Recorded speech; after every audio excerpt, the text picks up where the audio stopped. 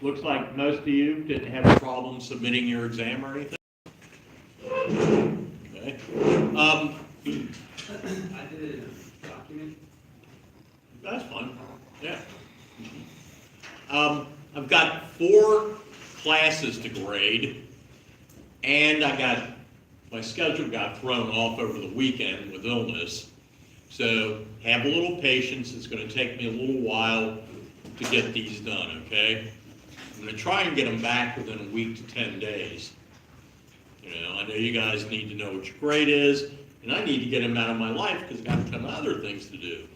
So I'm going to grade them as fast as possible. But I do write comments on them. I try and give you an idea what you do right, what you do wrong, what you need to improve. So it takes me a little while to do each test. You know, I don't want to just fly through them and put a grade on there. So anyway, I'll get them back to you as soon as possible. And I'll also, we've fallen a little behind for a couple of reasons, and I'll, as usual, find a way to nip and tuck and get us back on course. This isn't the first time. Actually, it happens every year to every professor, but that's another issue. Let's see. Last week, we were talking about America's greater involvement in the war despite our professed neutrality.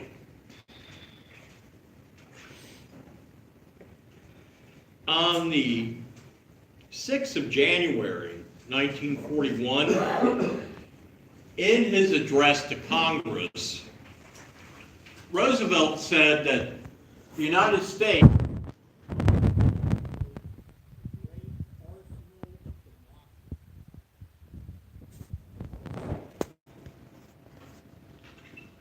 he proposed that the United States lend or lease military equipment to the Allies to help them defeat the Axis.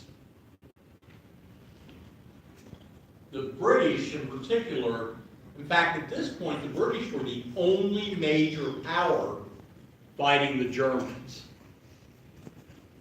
They're going bankrupt. They can't afford to buy military supplies from us. So Roosevelt's basically saying, well, we can lend them what they need to fight the war. The analogy he used was that of a garden hose. He said if your neighbor's house is on fire and you've got a garden hose they could use to put it out, wouldn't you be a good neighbor by lending them that hose? And wouldn't you also be smart? Because by doing that, you would keep the fire from spreading to your house.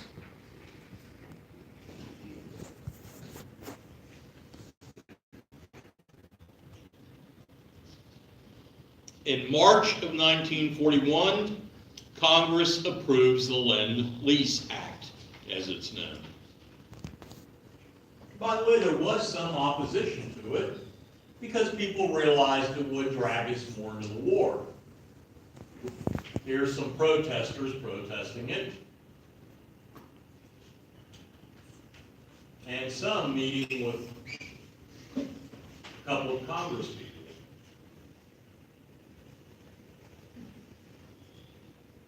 And here's some Lend-Lease aircraft being prepared for shipment.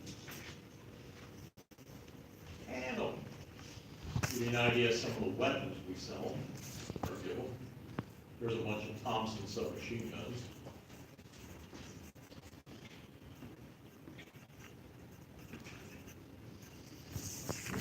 Despite some opposition, the American public generally approved of Lend-Lease.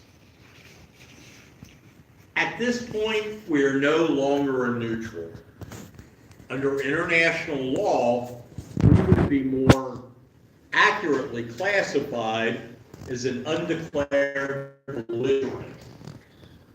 Otherwise, we're hostile to one side in the war, but we haven't declared yet.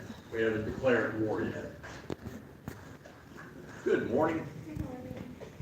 So by this point, like I said, we're pretty much an undeclared belligerent. Lend-Lease is going to make one heck of a difference in the war. To begin with, who does FDR name as the Lend-Lease administrator? Makes sense if you think about it. Who does he normally lean on to give stuff away?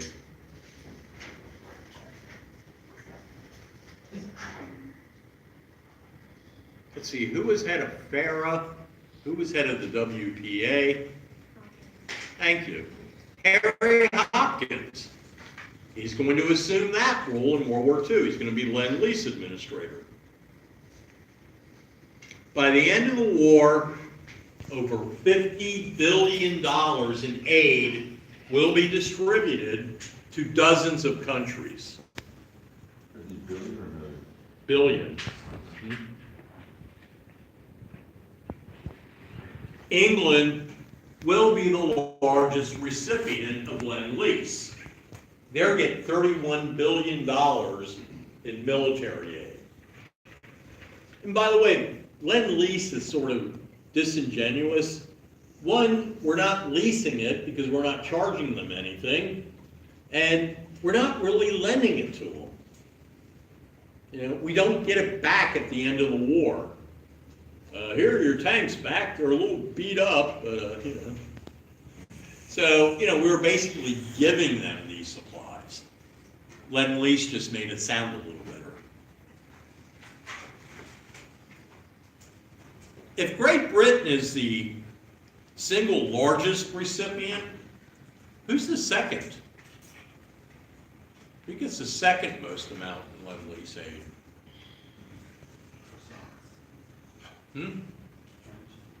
No, they were losers. We gave them someone. Who got the second most amount of Lend-Lease aid? Great Britain was first with $31 billion. What power do you think was second? The Soviet Union. They will end up getting over $10 billion in aid. But we'll give some to the French, the Free Dutch, the Free Poles, the Chinese, you name it. Almost anybody involved in the war will eventually get some American aid under Lend-Lease. A few months after we passed Lend-Lease, on the 22nd of June in 1941, Hitler makes his second big mistake of the war. Probably his failure. He attacked his own erstwhile ally, the Soviet Union. Launches an attack on them. By the way, Hitler's first big mistake was not ensuring that Great Britain was defeated. He never managed to knock them out during the Battle of Britain. And that was going to be really stupid because the British, along with the Americans, will come back with a vengeance, won't they? The second big mistake, as I pointed out, was attacking the Soviet Union. Despite what some people might say or what you might hear, Hitler, when it came to military matters, was an idiot, quite frankly. Some people, oh, he was this great strategist. No, he wasn't. He was a moron. He was lucky. He pushed his luck, and eventually it caught up with him. When he made 3 huge strategic mistakes, my dog wouldn't make those mistakes. What was his third mistake? Declaring war on us.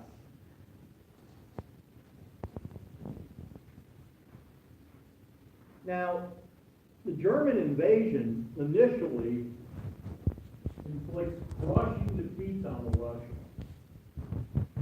Despite warnings, as much as the British were hostile to the communist Soviet Union, when they found out there was an imminent German attack, they even warned Stalin.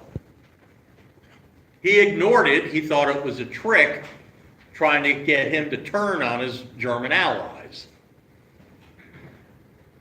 So the attack was a huge surprise, And at first, it looked like it was going to work. They were destroying entire Soviet armies. They took nearly 1 million prisoners in the first year alone.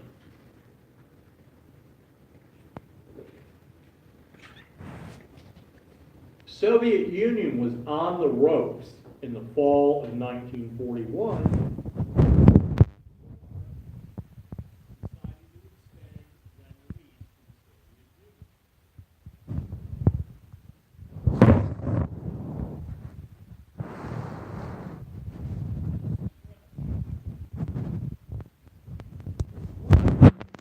To be honest with you, Stalin wasn't a hell of a lot much better than Hitler. The big difference was Stalin tended to kill his own people. Hitler killed other people's people.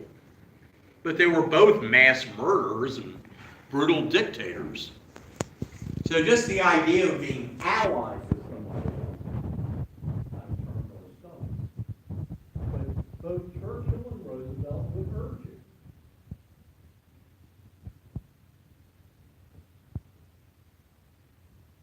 The old proverb, the enemy of my enemy is my friend. We may have hated what the Soviet Union was and hated Stalin, but they were certainly a powerful ally. There was no reason for us not to work together. As Churchill said after he urged support for Stalin, when a lot of British politicians said, "My God, you're an arch-communist. Why are you doing that?"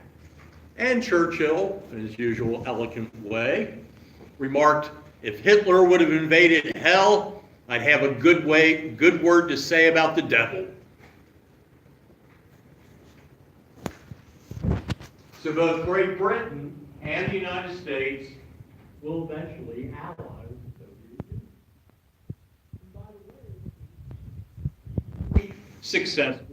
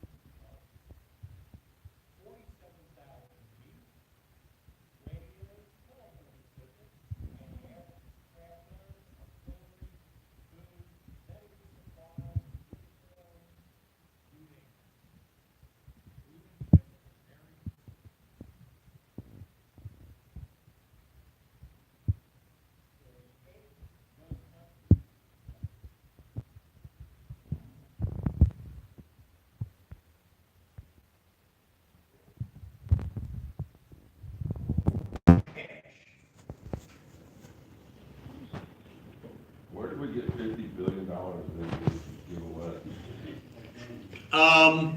One, they raised taxes. Secondly, they started selling war bonds. Most American wars, in fact, most countries they're basically funded on bonds, on loans, borrowing.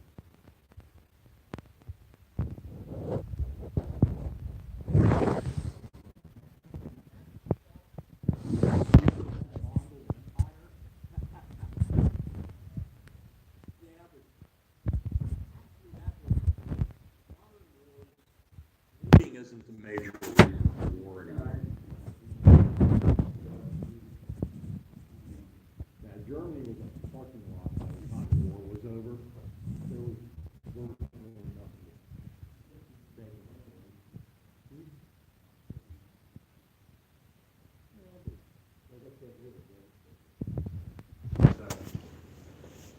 Now, the Germans conquer huge chunks of Russia.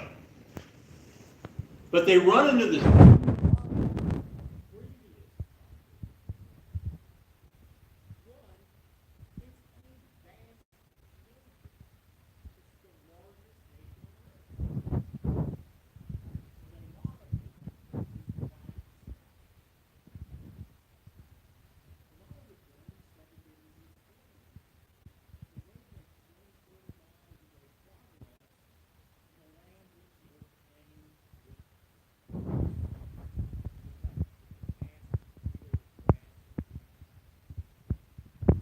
just too much to conquer. Secondly, the Germans had screwed up their timetable. They got a late start. They wanted to get the offensive begun right after the spring rains and the roads had dried. That would have been late April. For a variety of reasons, it doesn't kick off till late June.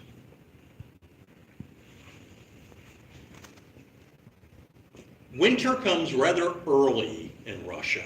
And it's obviously usually very bitter cold and very harsh. As early as September and early October, the rains come, turns the roads into quagmires. Even the tanks can't get traction. That's just the prelude. By November, it starts freezing.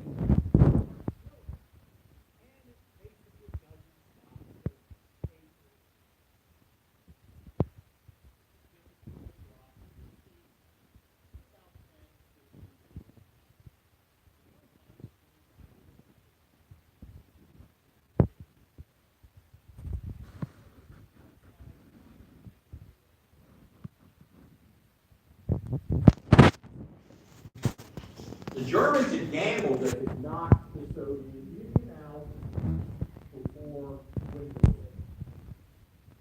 It was astute miscalculation. Most of their soldiers did not even have winter uniforms. Secondly, they weren't prepared for this bitter cold. The Germans had to keep their tanks and trucks running almost 24 hours a day, because if they turned them off and they cooled down, the oil would literally freeze. And by the way, the one thing the Germans didn't have a whole lot to waste was fuel. So the greatest of all Russian generals stopped the Germans. General Winter, as they say. Then the Russians counterattacked and prevented the Russians from taking, or excuse me, the Germans from taking Moscow. So the Western gamble paid off. Here's Joseph Stalin, real name, Joseph Jugashvili. Jugashvili is the way it's pronounced. Stalin was a pseudonym. Almost all Russian revolutionaries took a pseudonym because what they were doing at the time was illegal. Stalin actually means steel in Russian.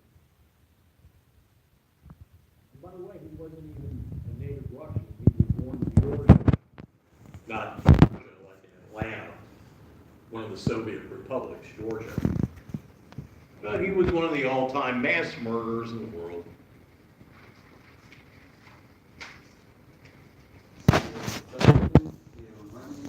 Steel is a metal. Tough. And besides, he was tired of pronouncing Yugashvili. I'm kidding about that. This is the extent of the Nazi conquest of World War II. Notice they've conquered almost all of Europe at that point, and deep into the Soviet Union.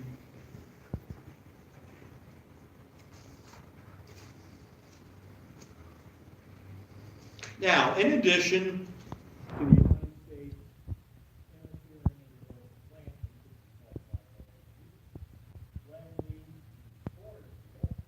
all these actions that are going to be involved in the European war, at the same time, the Roosevelt Pacific War with Japan. We believe, for good reason, that Nazi Germany constituted the major threat. And they did. Far from trying to get into a war, we were trying to prevent a war. The major sticking point, however, was China.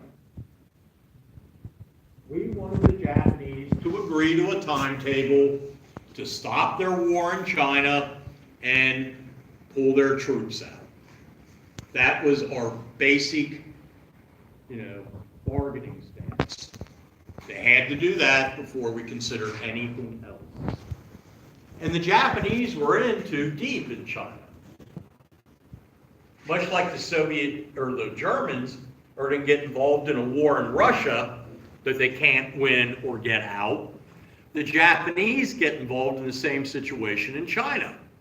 They can conquer huge chunks of territory, but there's always more to conquer. More Chinese resistance.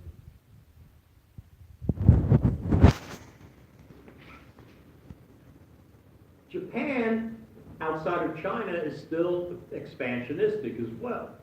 It's just not China.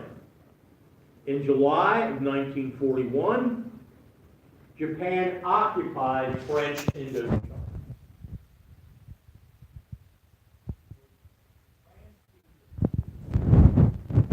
There was little they could do about Japan taking it over. By the way, what is French Indochina today? Geography 101. What modern day nations? It's kind of important because we're going to fight a huge war in one of them, probably about week 12. Korea, No. Vietnam, and the Philippines. Vietnam, thank you. That's where this, because that's out of the war that Yeah. French gave up. Yeah, French Indochina is the modern day nations of Vietnam, Laos, and Cambodia.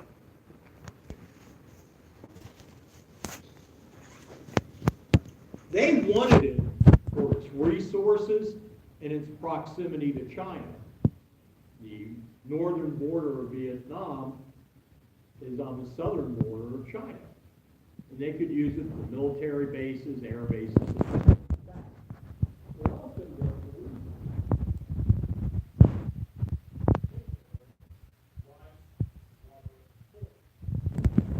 Vietnam is a rice basket, folks. If you ever visit especially the coastal plain, all you see for miles and miles is rice fields, rice paddies. Very productive. And they produced a lot of wood. Michelin had a huge plantation. Michelin Man and all that. That's where they got their rugs for Michelin tires. By the way, the plantation is still there, but now that they're communists, it's state owned. I've actually been to that plantation.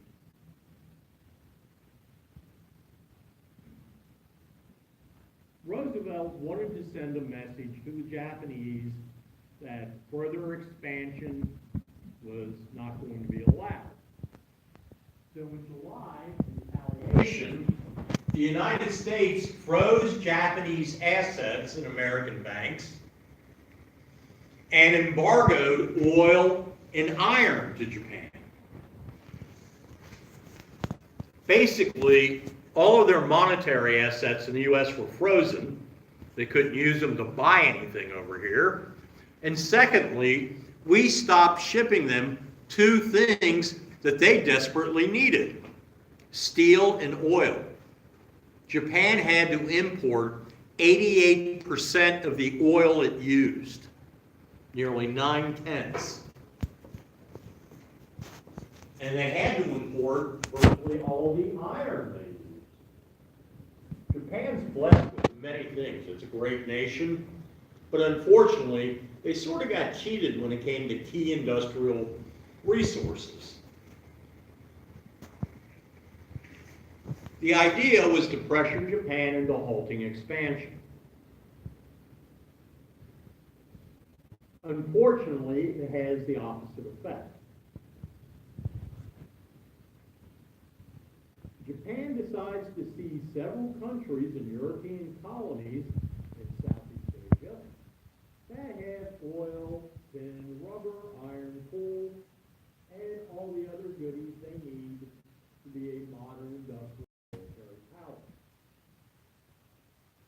These are places like Singapore, the East Indies, the American-owned Philippines.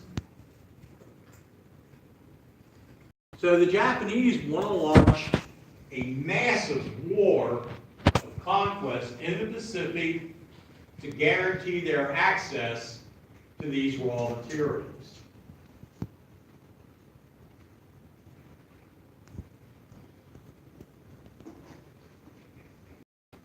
This is French Indochina down here. You might want to memorize where that's at the map, because we will be talking about that later. But look at everything they've taken so far. They're focused now down here. British Malaya, Philippines, Dutch East Indies. That's where the resources are we desperately need.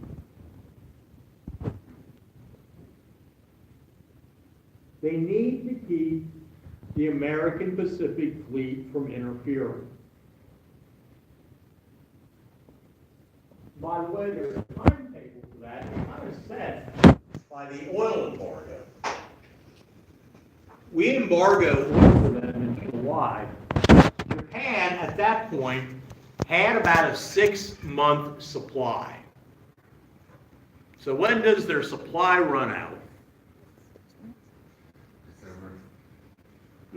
Thank you.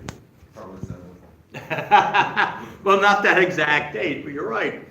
At their current use, sometime in December, they would have run out. And by the way, they did find some alternative sources, so that deadline was never that critical, but it did give them a timeline to work with. So how are they going to keep the Pacific Fleet from interfering? The commander of the Japanese Navy at the time, Admiral Isoroku Yamamoto, came up with a plan to launch a surprise attack on the American base at Pearl Harbor. And by the way, this was kind of part of Japanese tradition. Remember we talked about the Russo-Japanese War several weeks ago?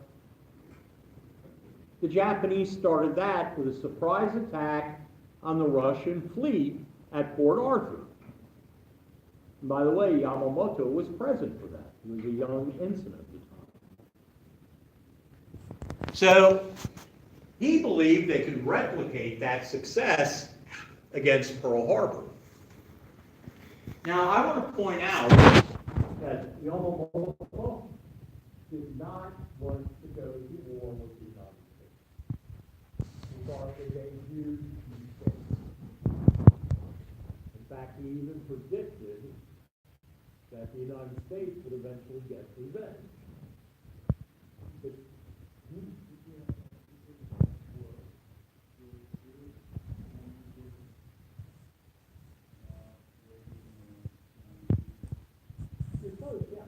what he said is that at Pearl Harbor, when everybody in Japan is, exuberant over this, we're going to conquer the world.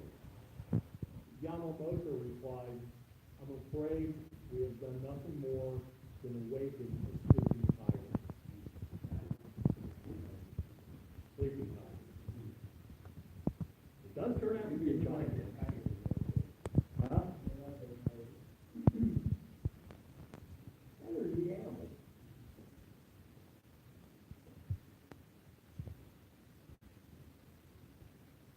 Now, they believed that if the Pacific Fleet was crippled, and they had already seized all these territories, the United States would have no other recourse but to negotiate. It would be a fait accompli at the time. They would already have these territories, and we would have no way to stop it.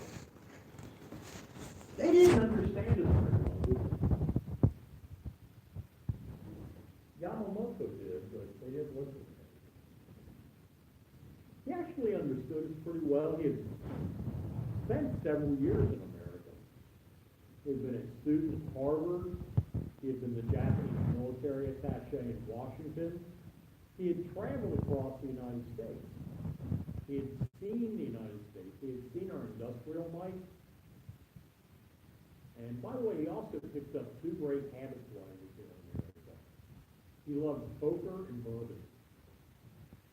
Anybody that likes poker and bourbon can't be all that, right?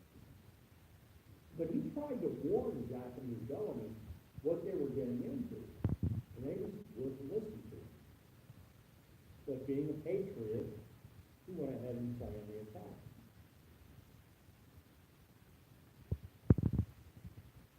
Now, in October of 1941, the moderate prime minister of Japan was forced out and replaced by a Lager.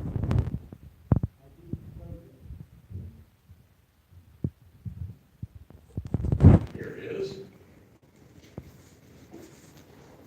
From that point on, Japan will be committed to a military solution. The previous prime minister, Kinoye, was trying to negotiate. Tojo has no intention. Well, they continue negotiating, but at this point it's now a sham. It's simply covered. The United States from realizing they were under attack. So they pretty much get the go-ahead in October for the thing.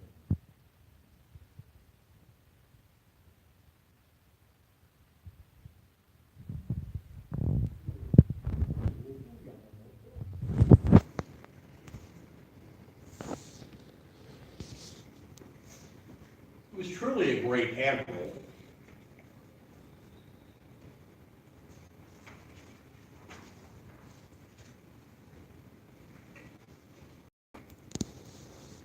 Now, Japan had two major, how do we put it this way, three major problems they had to solve before they could make the attack. One of them, how do you keep the United States from knowing that the Japanese fleet is on its way across the Pacific? How do the Japanese solve that problem? How would you guys solve it if you were in that position?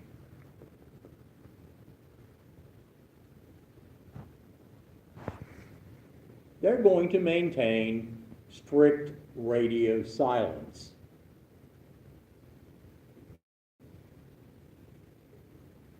Secondly, they're going to leave all of their usual radio and telegraph operators behind in Japan. And they're going to be sending out the regular traffic that you would expect to hear from a fleet in port. The usual routine stuff. And the reason they leave their regulars behind, if you ever used a telegraph, I know it's an ancient form of communication now, but it was widely used in World War II. Unlike voices over a radio, it doesn't break up as much. But anybody that uses a telegraph key has a distinctive way of using that key. It's known as your fist. That's a nickname for it. And an experienced telegraph operator listening to that can kind of tell who's sending the message. If you already know that person. And of course, U.S. Naval Intelligence had identified the distinctive, quote, fist of a lot of the Japanese telegraph operators. That way we knew which ship was sending the message and things like that. They left them all behind in Japan, sending out this fake traffic. So we're listening in, and to us, it sounds like the Japanese are still in port. That's one way to solve their problem. Now, their second problem, and I think I have a map here. Their second problem is how to sneak across the Pacific without getting seen. There's a lot of traffic, isn't there? What they decided to do, and unfortunately I don't have a good map here, but instead of taking a separate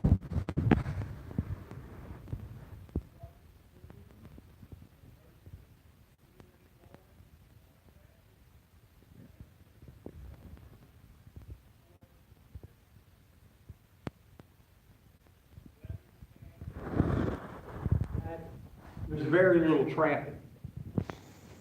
A couple of ships that come across, they immediately before they can send out messages. So they take a more dangerous, but far more northern route. The third problem they had with the attack, Pearl Harbor is a shallow harbor. Its bottom depth was only about 29 feet. Now, that's an advantage for a military port because of depth charge, or not depth charges, torpedoes. A torpedo dropped from an airplane, a Japanese long-lance torpedo, which, by the way, was probably the best one in the world at that point, weighed over a ton, and you're dropping it from an aircraft going about 200 knots, probably about 300, 400 feet over the water.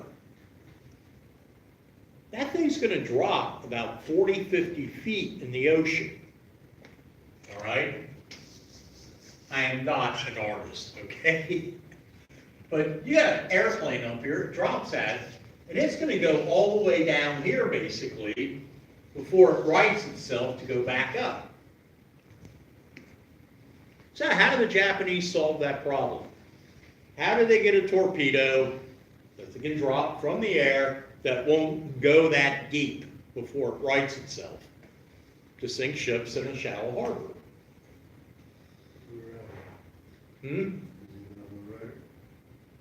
Actually, you're on the right track. That square box that they put on the end. The fins? It's not quite a fin, it's like a box, and it has a rudder inside. Yeah, If so it drops, the water can't smack the actual rudder, but it can propel itself. It's like a jet that shoots the water in a certain direction. no, but you're on the right track. Okay, maybe I'm a little ahead of it. Yeah, they put giant wooden fins on it. They're a lot more buoyant In the front or the back? on the back. Okay. So when it hits the water, it's only going to drop about half the distance it normally would. By the way, they stole that idea from the British.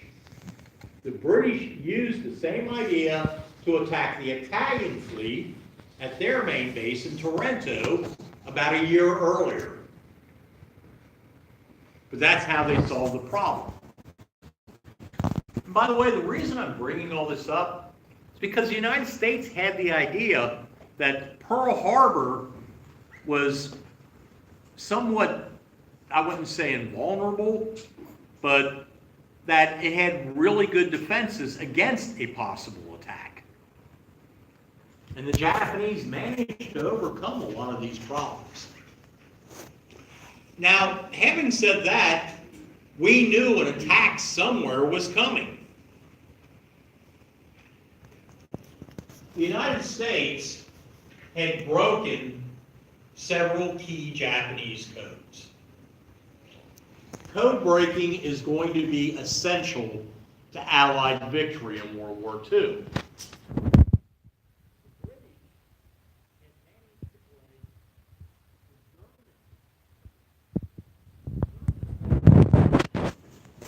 It was basically a proto-computer, an early computer.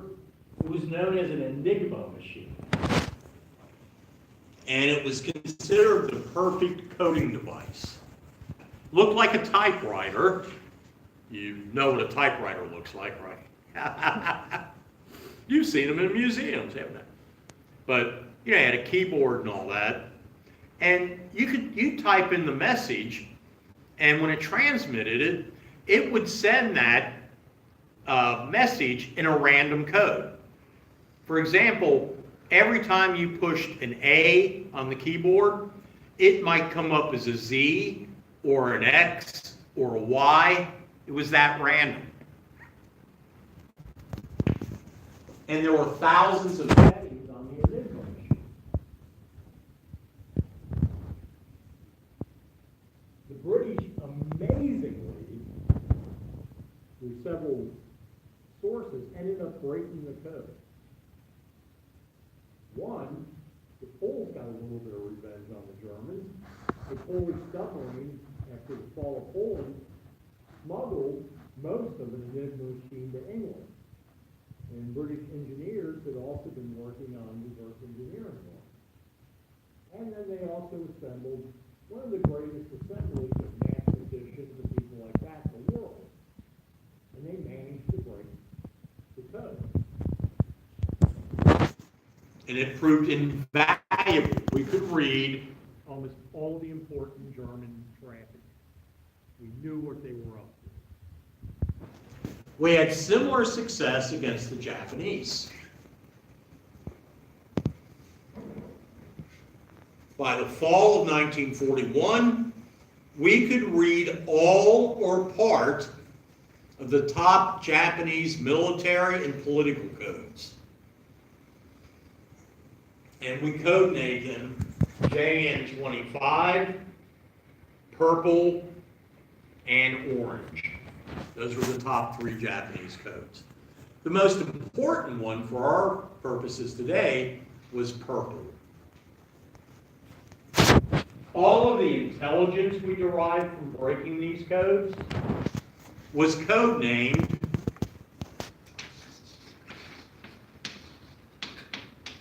magic. A lot of people who got magic, they have a high enough intelligence clearance to get it, security clearance, actually had no idea where the intelligence was coming from. It was that closely guarded a secret. Now, we couldn't read everything. In some messages, we could only read maybe one word out of 10.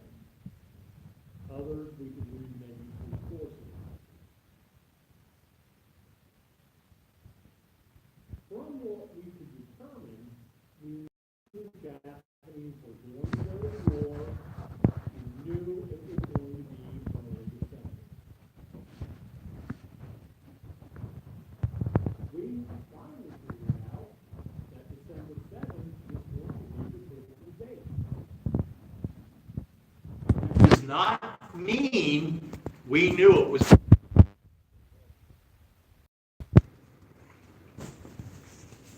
Some people have accused the Roosevelt administration of knowing about Pearl Harbor and sitting on the information to give us an excuse to go to World War II.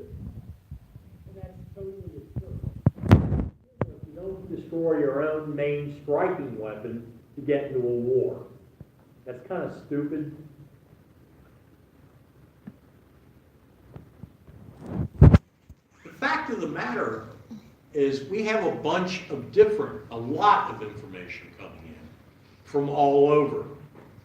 We have intelligence indicating the Japanese would attack Hong Kong, the Philippines, Malaya, the Dutch East Indies.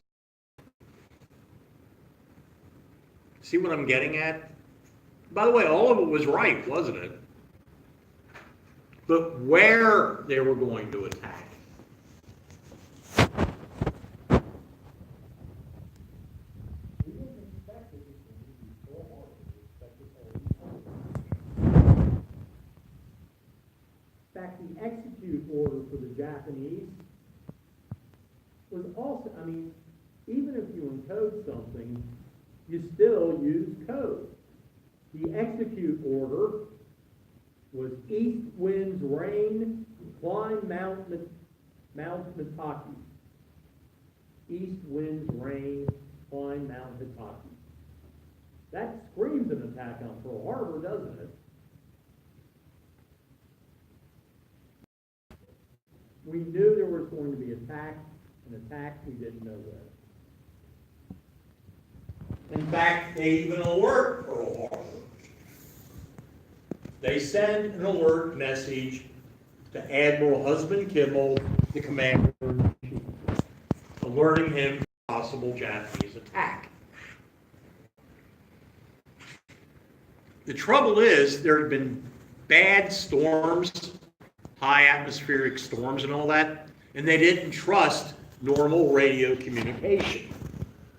So they sent it by one of the most reliable methods of communication back then. They sent it by Western Union. They sent a telegram marked urgent. The mail clerk at Pearl Harbor didn't notice the urgent part and put the message into the regular traffic. So instead of getting it straight to the commander-in-chief at Pearl Harbor, he didn't get the message till long after the attack started. Secondly, Kimmel himself had been negligent in his security of Pearl Harbor. He had been warned repeatedly that he needed to upgrade security, and all he ever did was complain to Washington he didn't have enough money and resources.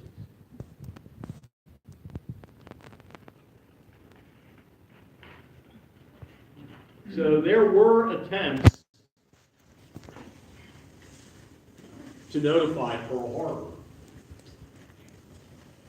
This is one of the That was during wartime, pretty much. wartime. I think it'd be a little more. Yeah, Kimmel laid before Marshall. Well, it wasn't all his fault. He wore some. This, by the way, this is a purple encoding machine. This is one of the ones we used, but that's also what an Enigma looked like, basically. They were very similar. You had keyboard, you had rotors and all that to change the settings. And these things were basically the great-great-great-grandfather of the cell phones you guys are always staring at.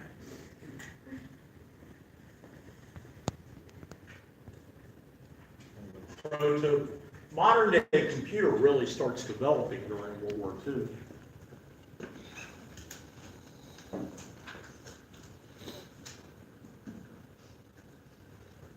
On the 23rd of November, a Japanese strike force of 33 ships, including 6 aircraft carriers, puts to sea. It's 3,900 miles between Tokyo and Pearl Harbor.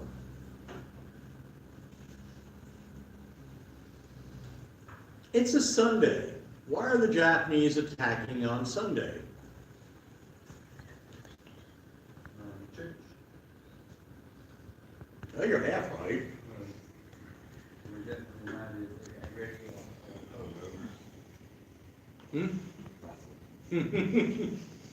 No, we would be at our lowest state of readiness.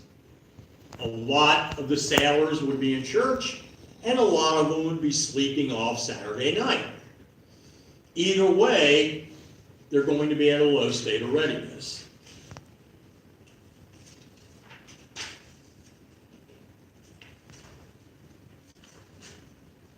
Early that morning, around 7 o'clock, the radar station on Oahu picks up the incoming Japanese aircraft. Radar was still relatively in its infancy. In fact, this station was based on British technology.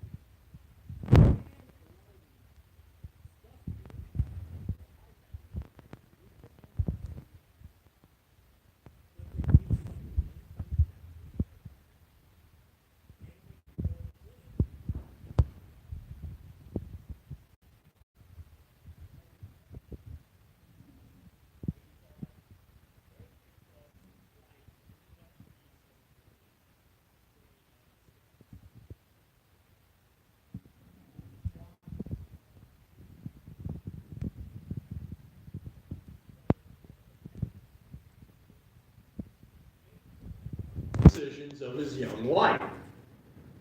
He told the radar operators, he said, those are American planes, quote, turn that damn thing off and go home. So they did. 55 minutes later, the Japanese achieved complete surprise.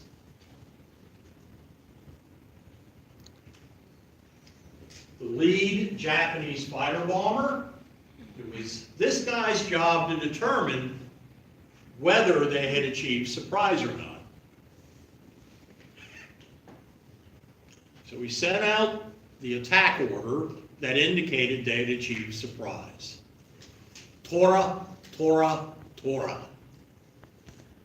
You know what that means in Japanese? Your favorite animal. Tiger. That was the execute order. Tiger, tiger, tiger. That's a good movie. Yeah, that's the name of the movie on We've Pearl been Harbor. talking about it all day. Yeah. There are 2 waves of Japanese aircraft. It's all over by 9:20 a.m. So the attack lasts slightly under an hour and a half. All 8 American battleships and 11 other ships are sunk or destroyed. This was already on foot about how one carrier that didn't see any other carrier. Oh, and the IDs? I'm sorry, I forgot that one slipped through. Oh, here we are. I was focused on the Finally. essay questions. I didn't notice I had a World War II ID in there. Sorry about Yeah, that. that's good enough. It's all right. Yeah, there were plenty of IDs. I mean, it's not like the only one you had. They also destroyed 188 planes and killed nearly 2,400 Americans. Japanese lost only 29 planes, 3 midget subs, and 55 dead. They had launched several, basically mini subs, midget subs. They had like a 4 or 5 man crew, and they were only maybe about 20 feet long. And they didn't turn out to work so well. Now, the Japanese had launched, or had a great victory, but the admiral in charge, Admiral Nagumo, Chichichi Nagumo, was supposed to have launched a 3rd wave to destroy the American dry dock facilities and the oil storage facilities. But at this point, the 2nd Japanese wave had run into a lot of resistance. And secondly, they hadn't found the American aircraft carriers. They had found the battleships, they didn't find a single aircraft. They happened to be out to sea, and I'll talk about that probably tomorrow or Wednesday. Nagumo got cold feet. He didn't want a surprise attack on his fleet, so he didn't send the 3rd wave. Turned out to be a critical mistake. Those dry docks will help repair most of the damage, get the fleet refloated, and be able to attack again. And secondly, if he would have hit the oil storage facilities, they wouldn't have had the fuel on hand to launch an attack. So it's a critical mistake.